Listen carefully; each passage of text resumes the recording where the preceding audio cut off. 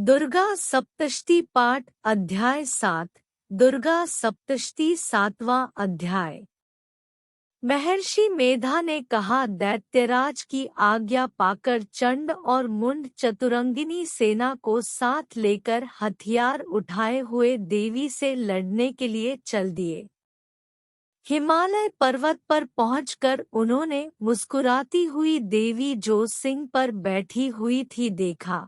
जब असुर उनको पकड़ने के लिए तलवारें लेकर उनकी ओर बढ़े, तब अंबिका को उन पर बड़ा क्रोध आया और मारे क्रोध के उनका मुख काला पड़ गया।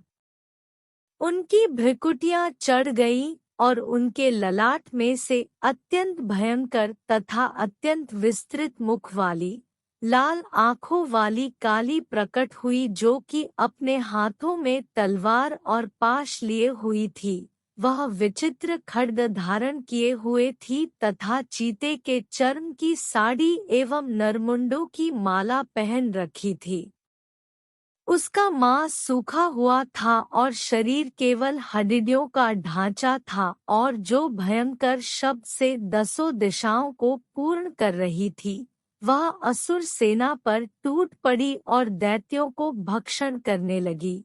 वह पश्वर रक्षकों, अंकुशधारी महावतों, हाथियों पर सवार योद्धाओं और घंटा सहित हाथियों को एक हाथ से पकड़ कर अपने मुंह में डाला रही थी, और इसी प्रकार वह घोड़ों, रथों, सारथियों व रथों में बैठे हुए सैनिकों को मुंह में डालकर भयानक रूप से चबा रही थी। किसी के केश पकड़कर, किसी की गर्दन पकड़कर, किसी को पैरों से दबाकर और किसी दैत्य को छाती से मसलकर मार रही थी। वह दैत्य के छोड़े हुए बड़े 2 अस्त्र शस्त्रों को मुंह में पकड़कर और क्रोध में भर उनको दांतों से पीस रही थी। उसने कई बड़े 2 असुर भक्षण कर डाले, कितनों को रौंद डाला और कितनी उसकी मार के मारे भाग गए। कितनों को उसने तलवार से मार डाला, कितनों को अपने दांतों से समाप्त कर दिया।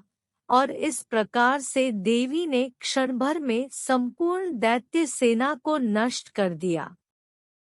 यह देख महापराक्रमी चंड काली देवी की ओर लपका और मुंड ने भी देवी पर अपने भयानक बाणों की वर्षा आरंभ कर दी और अपने हजारों चक्र उस पर छोड़े। उस समय वह चमकते हुए बाण व चक्र देवी के मुख में प्रविष्ट हुए इस प्रकार दिख रहे थे, जैसे मानो बहुत से सूर्य मेघों की घटा में प्रविष्ट हो रहे हों।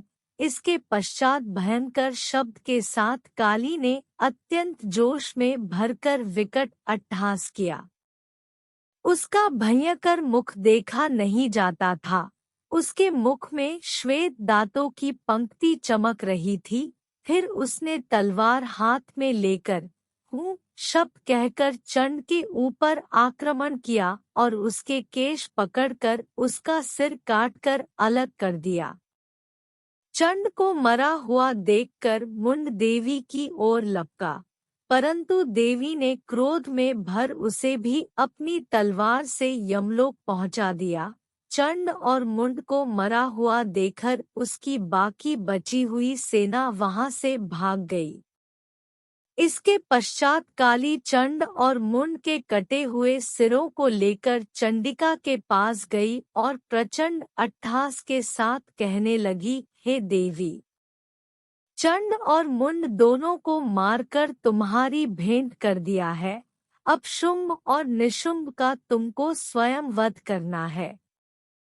महर्षि मेधा ने कहा, वहां लाए हुए चंड और मुंड के सिरों को देखकर कल्याणमयी चंडी ने काली से मधुर वाणी में कहा, हे देवी, तुम चूंकि चंड और मुंड को मेरे पास लेकर आई हो, आता संसार में चामुंडा के नाम से तुम्हारी ख्याति होगी।